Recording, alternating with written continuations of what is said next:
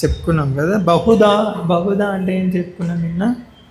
అనేక రకాల వాళ్ళ వివిధ రకాల జీవులు, వివిధ రకాల కోరికలు, వివిధ రకాల చైతన్యం కలిగి ఉంటారు. వాళ్ళ చైతన్యానికి అనుగుణంగా భగవంతుడు అన్ని రకాల పేర్లు ప్రకటన చేశారు. వాటిని ప్రధానంగా రెండుగా విడగొట్టారు. మొదటిది ఏంటి?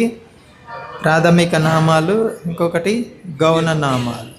ప్రాథమిక నామాలు ఏంటివి? చాలా సన్నిహితత్వాన్ని తెలియజేస్తాయి. రామ, కృష్ణ, గోవింద, గోవర్ధన్, గోపాల్. ద్వితీయ నామాలు ఏంటివి? పరమాత్మ, భగవాన్, సృష్టికర్త, సర్వవ్యాపకుడు, అల్లా, జెహోవా. ఇవన్నీ ద్వితీయ నామాలు. అల్లా, జెహోవా కూడా భగవంతుని నామాలే, ద్వితీయ నామం. అది కించపరచకూడదు ఎప్పుడు, అది అపరాధం అవుతుంది, నామాపరాధం అవుతుంది. మసీదుని చూసినప్పుడు కించపరచకూడదు, చర్చిని చూసినప్పుడు తక్కువగా చూడకూడదు. ఇది కూడా భగవంతుని, నా స్వామి యొక్క ప్రార్థన స్థానమే ఇది కూడా. అయితే ద్వితీయ నామాలు చెప్తున్నారు. నా స్వామి యొక్క ద్వితీయ నామాలు, నా గోపాల్ యొక్క ద్వితీయ నామాలు చెప్తారు ఇక్కడ. లేకుంటే అపరాధం చేస్తాం.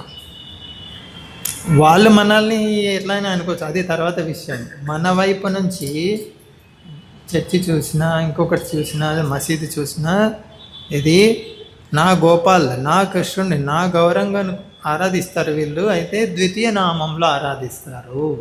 అటువంటి స్థానం ఇది, అలా గౌరవించాలి. అది లేదనుకో నామాపరాధం. హరే కృష్ణ చేస్తున్నావు ఎక్కదు. వాళ్ళు మనల్ని ఎలా ట్రీట్ చేస్తారు అది కాదు ఇక్కడ కావాల్సింది. మనము తెలుసుకుని ఎలా వ్యవహరిస్తున్నాం, నామం కావాలంటే. సో బహుదా, భగవంతుడికి అనేక పేర్లు ఉన్నాయి కదా. దామోదర, మధుసూదన, అచ్యుత, రాఘవ, కేశవ. ఇది ప్రాథమిక నామాల్లో కూడా అనేకం ఉన్నాయి. ఎన్ని ఉన్నాయి అని చెప్పాం నిన్న? విష్ణు సహస్రనామం, గోపాల సహస్రనామాలు, శ్రీరామ సహస్రనామాలు, రాధారాణి సహస్రనామాలు, లక్ష్మీ సహస్రనామాలు, నృసింహ సహస్రనామాలు, గౌరంగ సహస్రనామాలు. ఎన్ని ఉన్నాయి? భగవంతుడి పేరే అనంతుడు. అనంతుడికి అనంత సహస్రనామాలు.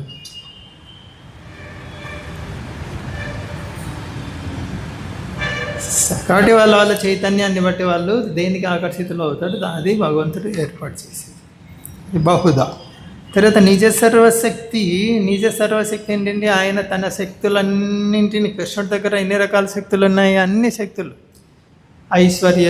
ఐశ్వర్యస్య సమగ్రస్య వీర్యస్య యశస్య శ్రీయ. అంటే 6 రకాల అంటారా? ఏంటున్నాయి భగవంతుడి దగ్గర 6? భగవాన్ అంటే నిర్వచనం అనంత ఐశ్వర్యము, అనంత కీర్తి, అనంత అందము, ఇవన్నీ 6 ఉన్నాయి కదా. 6 తెలుసుకొని ఉండాలి. ఎవరైనా అడిగితే భగవాన్ అంటే ఏంటంటే ఈ 6 రకాలు పరిమితికి మించి, పరిమితం లేకుండా అపరిమితంగా ఉంటాయి. 6 రకాలు. మొదటిది ఏంటి? అందం. ఎంత అందం కృష్ణుడు? త్రిభువన కమనం. త్రిభువన అంటే ముల్లోకాలలో ప్రతి ఒక్కరూ ఇంకా చూడాలి, ఇంకా చూడాలి, ఇంకా చూడాలనిపించేటువంటి రూపం అన్నమాట త్రిభువన కమనం. పైలోకాల వాళ్ళు కూడా భగవంతుడి అందాన్ని చూసి అలా. అందం శక్తే కాదా? కదా, శక్తే కాదా? ఒక అమ్మాయి అబ్బాయిని చూసి, అబ్బాయి అమ్మాయిని చూసి రూపం కదా. రూపం, ఆ అందం శక్తి. భగవంతుడు తన అందం ప్రకటన చేసి ఆకర్షిస్తాడు, శక్తి. కాబట్టి నిజ సర్వశక్తి అంటే ఏంటి? అందం కూడా ఒక శక్తే. అలాగా ప్రతిదీ తీసుకోవచ్చు. జ్ఞానం, చాలా విద్యావంతుడు ఇతను అని అతని పట్ల ఆసక్తులు అవుతారు. ఇప్పుడు భగవద్గీత చదివి విని అర్థం చేసుకున్న వాళ్ళు ఆకర్షితులు అవుతున్నారు కదా భగవంతుడి పట్ల. శక్తి, శారీరక బలం,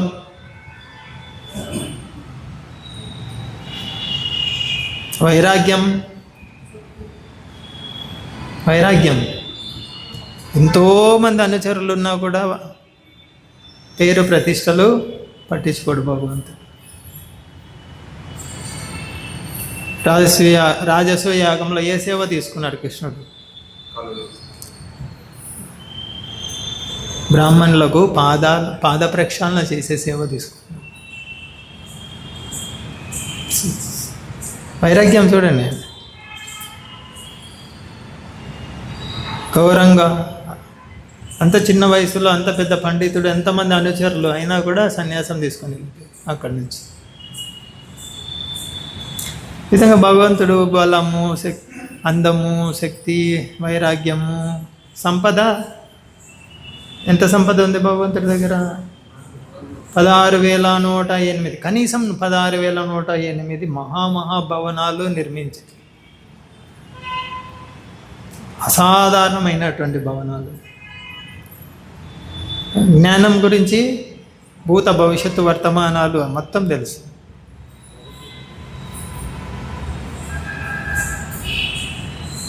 ఇప్పుడున్న ల్యాప్టాప్లు, సాఫ్ట్వేర్లు అవన్నీ చెత్తబుట్టలో వేయాలి భగవంతుడి యొక్క మెమరీ ముందర.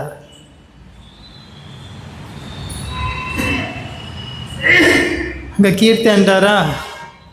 అపారం, కీర్తి అపారం. ఇవన్నీ ఎందులో ఉన్నాయి? ఇవన్నీ హరే కృష్ణ మహామంత్రంలో ఉన్నాయి. ఇవన్నీ భగవంతుడి అందం ఉంది, అందులో భగవంతుడి వైరాగ్యం ఉంది, జ్ఞానం ఉంది, సర్వము, అన్ని రకాల శక్తులు ఉన్నాయి. అన్నింటికి మించి ఒక శక్తి ఉంది. ఏంటి? ప్రేమ. ప్రేమ చాలా పెద్ద శక్తి. ఇది భగవంతుడి ప్రేమ శక్తి నామంలో ఉంది. సో నామంలో ధామం ఉంది, నామంలో జ్ఞానం ఉంది, నామంలో అందం ఉంది, నామంలో ఐశ్వర్యం ఉంది, నామంలో వైరాగ్యం ఉంది, నామంలో ప్రేమ ఉంది. అన్నీ ఉన్నాయి. అందుగురించి ఇక్కడ ఏం చెప్పారు? నిజ సర్వశక్తి, సర్వశక్తులు అందులో పెట్టేశారు.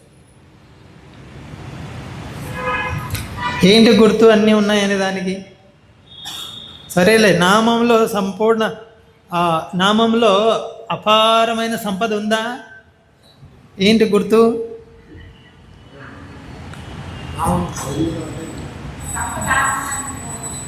పెద్ద పెద్ద రాజులు అన్నీ వదిలేసి దీని నామం వెనుక పడుతున్నారంటే అర్థం ఏంటి? వాళ్ళ దగ్గర ఉన్న సంపద వదిలేసి దీనికి వస్తున్నారంటే అర్థం ఏంటి? దానికంటే ఎక్కువ సంపద దీంట్లో ఉంటే కదా రావాలి.